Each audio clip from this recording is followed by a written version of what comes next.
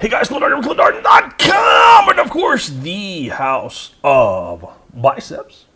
We are doing a video review for Dan. Sent me his training videos for the week, so I'm going to walk you through these real quick, Dan. With your box squats here, the first thing I want to make sure is that the box squats are working for you. So I just need some feedback from you on if you think they are working for you. I do want to see those bands tight through the whole motion. Let me slow it down and give you an idea why. We've got some issues in slow motion here. On the way up, it's loose. And on the way up, as soon as the bands kick in, the bar starts to control you, starts to pull you forward. Let's see if I can show you this right here. It puts you in that position when the bands start to kick in. It's pulling your shoulders out in front towards your knees. Your hips are going to go up. This could work, or it could teach you bad habits. Here on the deadlift, I think this is pretty cut and dry. I think you know there's something bad going on. Here you are with the bands, and the bands are going to make anything bad technically really stick out. Let's go ahead and slow this one down and stop this one. Here we are on the way up. This is the point which I want you to really be concerned about. This is the point that really concerns me. Once your shoulders are way out in front of the bar, everything is just in a totally bad position, and this has to be fixed. Your knees have locked out way too soon. With the bands on the bar, it could just simply mean that you need stronger hamstrings. So that is your deadlift. That's an easy fix.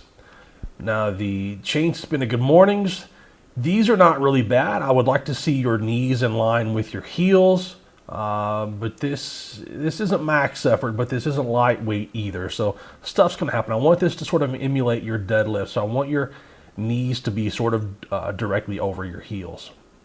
There we are with your one board press. Not much really going on here. You don't have to have such a long pause, but that's not bad at all. It's a great press. Back here we are with your free squat. This is your third day of the week training. And you have the band set up, I'm assuming for depth, and you didn't hit it on any of the reps. So let's see if we can break it down and have a good idea what's going on and why. So slow this down a little bit. The thing that gets me is right here, your knees are really far forward. Now that doesn't really matter with a lot of people, but look what happens as soon as you start to come up. Your knees start to go back, which means your hips rise back as your shins get vertical. No big deal, right? Well, watch what happens. The only way you're going to correct that is your knees go forward. I think it's throwing everything off with your squat. And you're repeating yourself on every single rep. The knees go forward, the knees go back first, hips rise. You have to good morning this to bring it up. Throw the knees forward from there to finish the lift. It's a recipe for injury. Now we're finishing this off with a max rep set here at the end. We probably need to consider making this some pause squat combination, something with a pause squat here, just to work on technique, getting you more comfortable being in the hole, working with somewhere around 50, 55, 60, or 65%, just getting you more comfortable with being in the hole and finding the proper positions. This is not a big deal. This is something that is easily fixable and something that you just quite simply need to be more comfortable with heavy weights on your squats.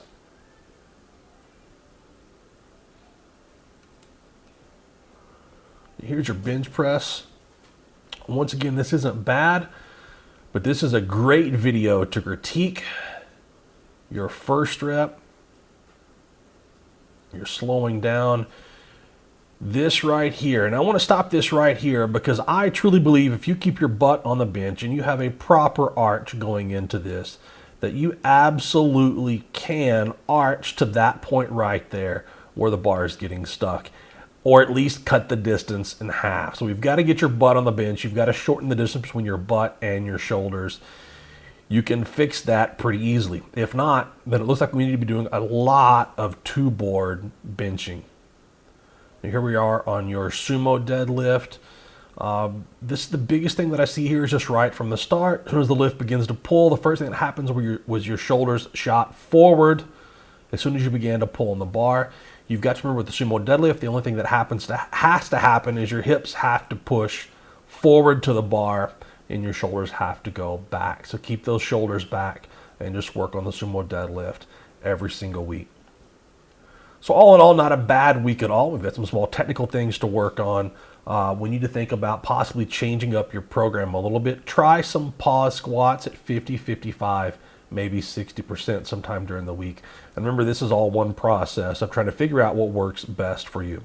So Dan, give me some more videos and let's get back to work.